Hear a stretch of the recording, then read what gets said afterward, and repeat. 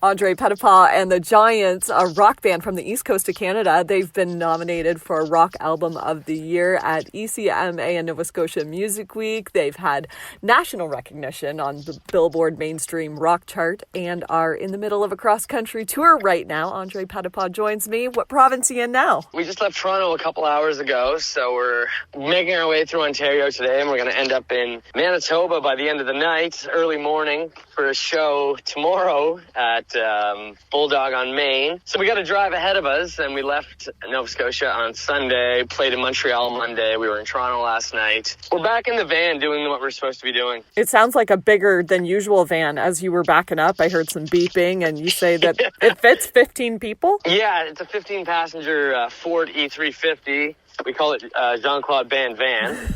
So it's strong enough for the road and strong enough to handle us guys and all of our life savings, aka instruments. You play guitar. Do you play any other instruments? Yeah, on the album, I played organ, synth, and piano, and I dabble in a little bit of everything. And the album you're talking about is your third studio album, Under Control? Yes, so we recorded Under Control. We started last summer. We were doing a tour all the way to, it was from Nova Scotia to Ontario, and we recorded it at the Bat House. I call it the Bat House. It can be called the Bath House. Yeah. It's the Tragically Hip studio in Bath, Ontario.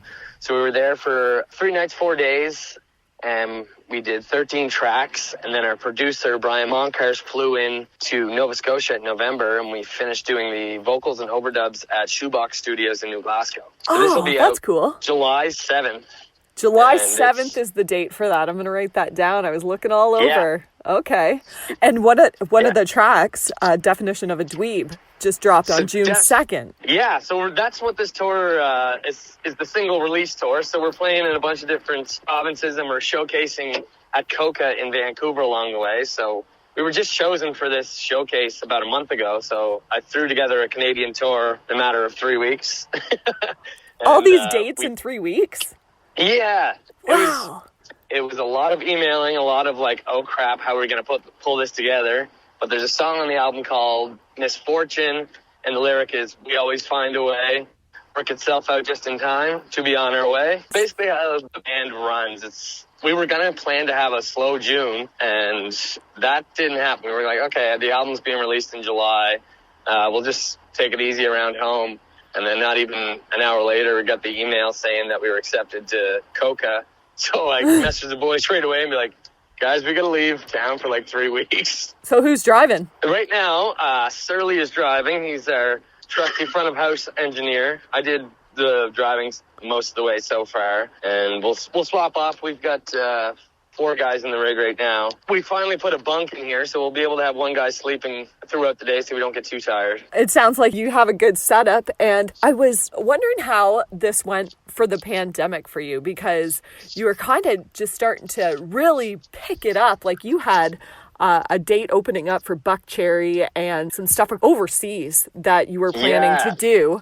And weren't you going to drop an album, but then you did the COVID catalog instead?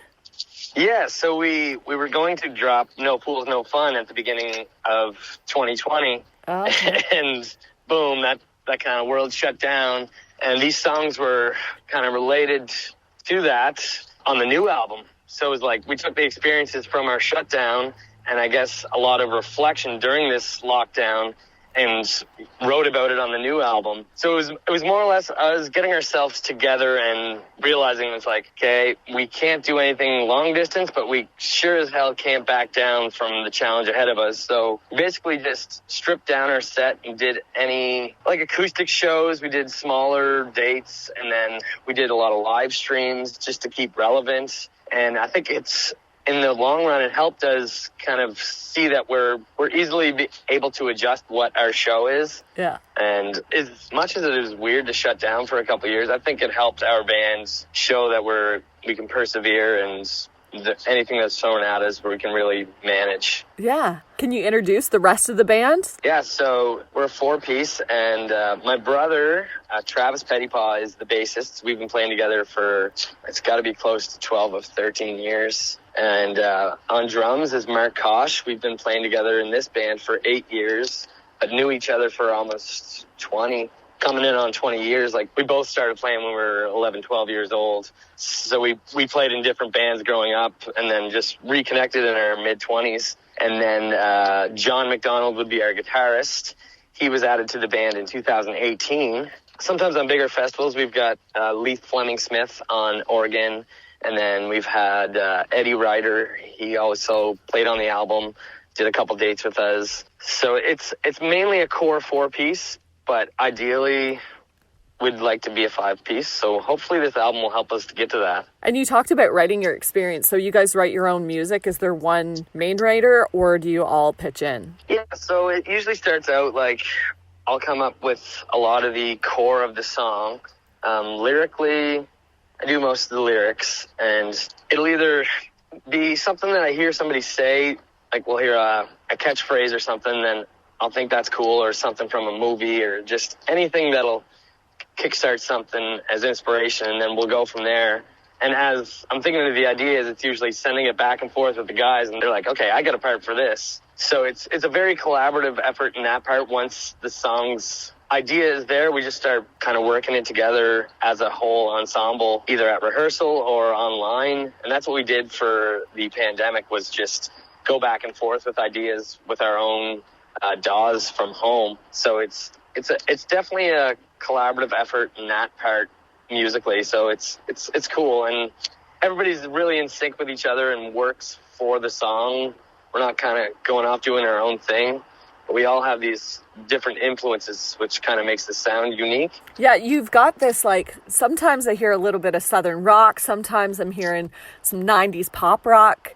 It's, right, yeah. Yeah. We coined the term Grease Coast rock and roll. So that's the Southern part is that Outsiders vibe. We've been a fan of, like, movies like The Outsiders, obviously.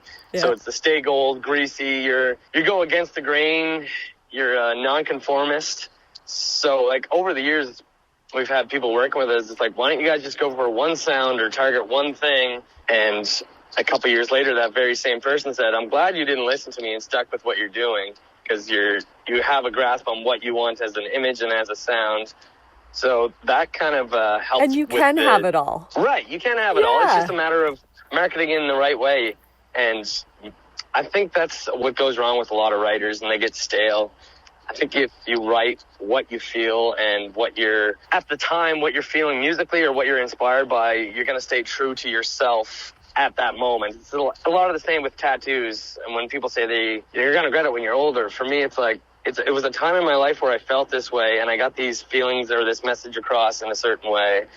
And it felt like I had to get that off my chest. And same with these songs. Some of these emotions, some of these parts were meant in that way. They were either inspired by something we were listening to at the time, or just those emotions. And I think that's important, is to stay true to yourself, be a dweeb, be a nonconformist. Just be you, undoubtedly you.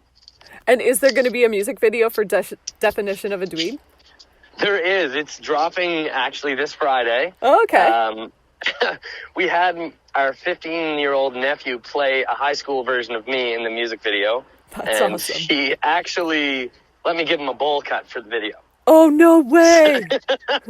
So we got him at his house, my sister's place, and we said, let's find a bowl. So he came out with this old yellow bowl, be probably Tupperware from the 90s. Yeah. Put it on his head, went to the locker room at the location we were shooting it. I took the buzzers out, put the bowl on his head. I clipped it first with scissors, then I shaved to the skin the rest of his hair.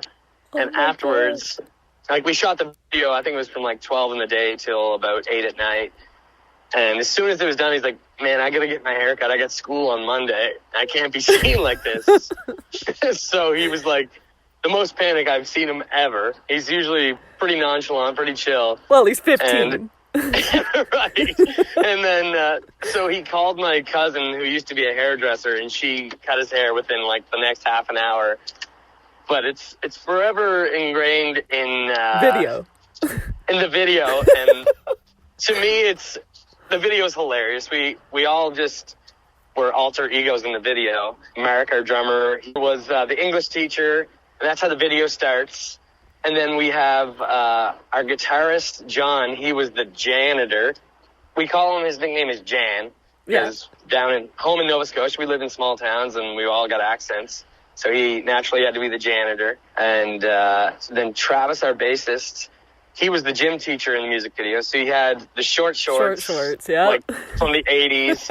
And he had this Fu Manchu style mustache, like Lemmy from Motorhead, without the chops for the music video. Yeah. And then the boys have been teasing me because I just dressed up in a nice black blazer, all done up as a older version of myself, reflecting on my younger self, trying to help out my younger self through the video. Yeah. I initially wanted it to be a principal role, but there wasn't enough time in the video to kind of establish that I was the principal.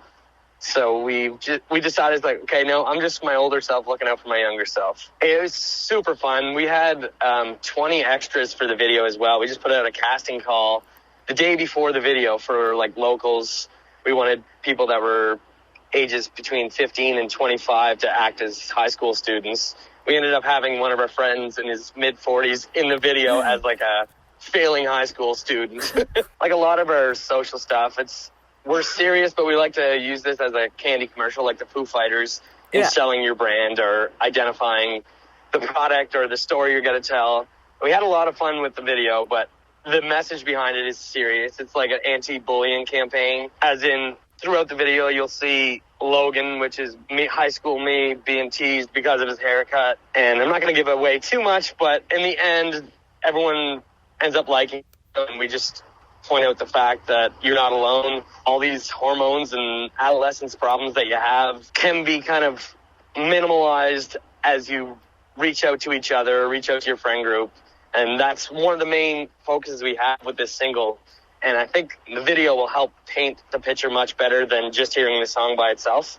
Right. Okay. So I think a lot of people will be able to really identify the meaning behind the song with the video. Okay. You also have at the end of this tour, an inaugural 3-day festival, Giantstock. And Slowcoaster is going to be playing this year. Yeah, Slowcoaster has been one of my favorite bands for a long time. They were actually one of the first bands to get me on a bigger bill.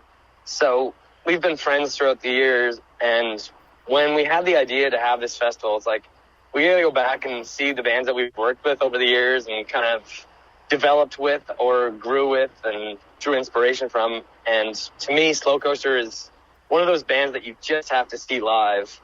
And the whole thing with this festival is it's going to be an experience. It's not just your typical run-of-the-mill festival where you're there, you're kind of isolated and you're stuck in these grounds behind fences. It's going to be as much of an experience for the concert goers as the entertainers. So we're going to be hanging out with people that are attending. It's a thing experience. We've got food trucks, we've got beach volleyball, we've got swimming, there's going to be mini games, and it's just overall going to be one of the best ways to cap off your summer and just hang out with like-minded people and wind down your summer. And I like how it says private waterfront property, and the Pettipasitivity of that beautiful private waterfront property. Right. Like, if anybody doesn't know me personally, they'll know very quickly that I'm a big fan of wordplay, and someday I'll have a master's degree in punography. And for now, I just make bad jokes. The play on words with Pettipasitivity just came to me one day, and we were like, okay, this got to go on the festival liner. Andre Pettipas and the Giants, good luck on the rest of your tour. The album's dropping July 7th, and now you do have Definition of a Dweeb is out. The video drops on June 9th. Okay, well, we're looking forward to it. And thank you so much for taking the time with me and catching me up on the tour and your Giantstock that's coming up. Thanks so much for putting up my bad jokes. No problem. Have a good one. You too.